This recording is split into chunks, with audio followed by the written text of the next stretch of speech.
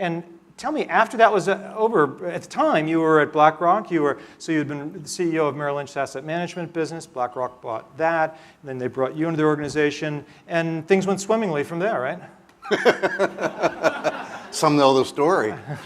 I lost my job.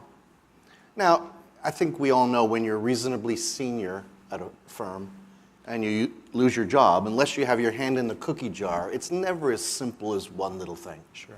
And when I look back, I didn't see at the time, but when I look back, I saw signs that after, I was with BlackRock 6 years after they bought Merrill Lynch Investment Managers, Right. where I was CEO. And kind of for 3 years, it went like this, and then for 3 years, it kind of went like that. I think, I had to step back. Why did this hit me so hard? A lot of people lose their jobs. Sure. It's not the end of the world. And I came to realize I had transferred some of my identity to my work. So who you were was your title, your role, your work. Yeah. And now I didn't have that anymore, so kind of, well, who am I?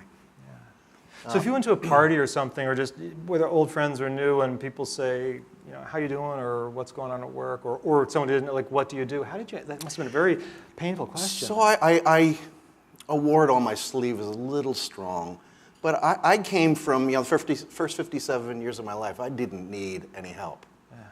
I kind of did life on my own, Mm-hmm. And when that kind of railroad tracked me, if you will, I all of a sudden realized I need people.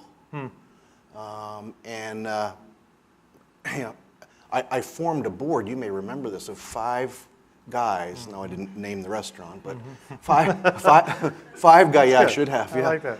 5 guys who came alongside me for a 3-4 month period, helped me get from where I am to whatever God has for me next. Yeah. And these guys were just great. They asked me tough questions, they held me accountable, and they just helped me through this period. And it was during that time frame also where I studied the subject of calling, which we all have callings in life, I firmly believe, callings by God if you're a person of faith. And one of mine was calling to the investment management business. Made, if you will, to pick stocks, talk about markets. And so that was a good affirmation to come back to the business. Yeah. Did y'all notice what word he used, which is when most people talk about calling, they don't say it the way he did. Did you catch what he said? He used it in the plural, callings. God gave me several callings. And a lot of times I think in the Christian tradition, there's pressure to figure out the calling. Yes. And theologically, that's just not really there. You look at some of the great people who had callings. They were multiple. They may have been parallel. You're a father. You're a husband. You're a money guy. There's different roles. You're a philanthropist. And I find it's freeing if we don't have so much pressure to find the calling. Now, maybe an astronaut or a brain surgeon, but even then they have multiple callings. And that way, when one is taken from us, right, against our will, whether it's an own goal or just bad luck, one can be a bit more balanced, not to withstand the pain, but so agree. Does that make sense? Yep, so agree. Yeah. And I remember getting advice, counsel from friends, and one of them was Tim Keller, who many of you will know. Tim's a friend, and Tim said, "Stop being so hard on yourself. God made you a type A, and type A's tend to dive." I never knew you were that. That's a keen insight. That's helpful. I appreciate you saying it. No. Type A's, which there are many in the room, I'm sure, dive into whatever it is they are called to do. Yeah. And then he said, if I lost my job as pastor of Redeemer Church, I'd be going through exactly what you're going through. So don't beat up yourself so much. And that was very helpful advice. No, that's true. That's true. Because we tend to measure ourselves by what we have done, and sometimes my theology teaches God lets things happen to us, and there's a purpose that's meant to come out of it. Yeah. And as you and I chatted the other day, when I look back, it was a tough time, and I remember many people saying, "Bob, you may never understand why God orchestrated this." And as I said to you, it was just a matter of months before I saw myriad of reasons why God orchestrated this, and they were all good. And so, the line I use, I looked in the mirror and I said, "O ye of little faith." God knows far better. I say, I can see this much, and God can see this much, and he knew this was a good move, and I'm so thankful for it. So it sounds like, and I don't mean this critically because I do this sometimes myself, that your faith was as much in your capacity as opposed to understanding who was really in charge of things. Is Amen. that? Yes, for sure. Yeah. For sure. Yeah. And yet, I would argue joy in life comes from understanding who we put our trust in. Yeah. And the rest is a set of callings. Yeah, yeah. But you're often known to be red-eyeing back from the West Coast for a meeting, shower and shave at home, and go into church. But you said that actually lifts you up. It doesn't exhaust you. It does. The rationalization that I have come up with, but I don't think it's a stretch, is that there's a certain amount of Sabbath rest in directing the choir and playing the organ. I'm not a great musician. I'm a converted pianist. So when I'm at the organ, I'm working hard. And my mind is fully occupied with what I'm trying to execute. Yeah.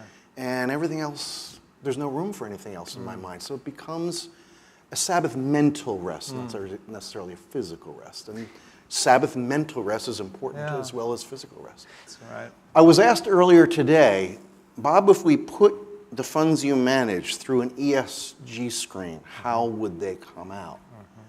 And again, would you translate briefly for those not in this sector, Yeah, what an ESG screen sort of is in practical terms? Yeah, it's do these companies do good things? Do they treat their employees well?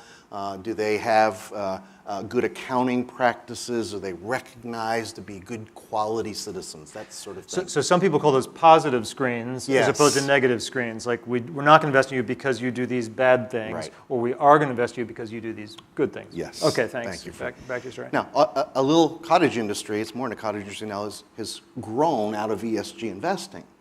So my answer was, most the honest answer is, we look at ESG scores for the companies we invest in. Why? Because the better the ESG scores, the better the stock has done over time. So there's a correlation.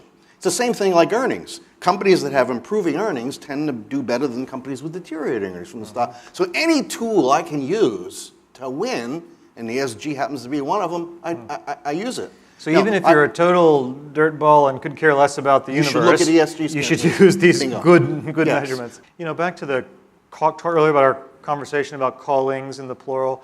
I think one of the myths, or maybe a myth and sort of theological errors, if I could be so bold, that we sometimes make is we want to think that our callings are, as one very popular contemporary Christian writer says, where your deepest passion meets the world's greatest need.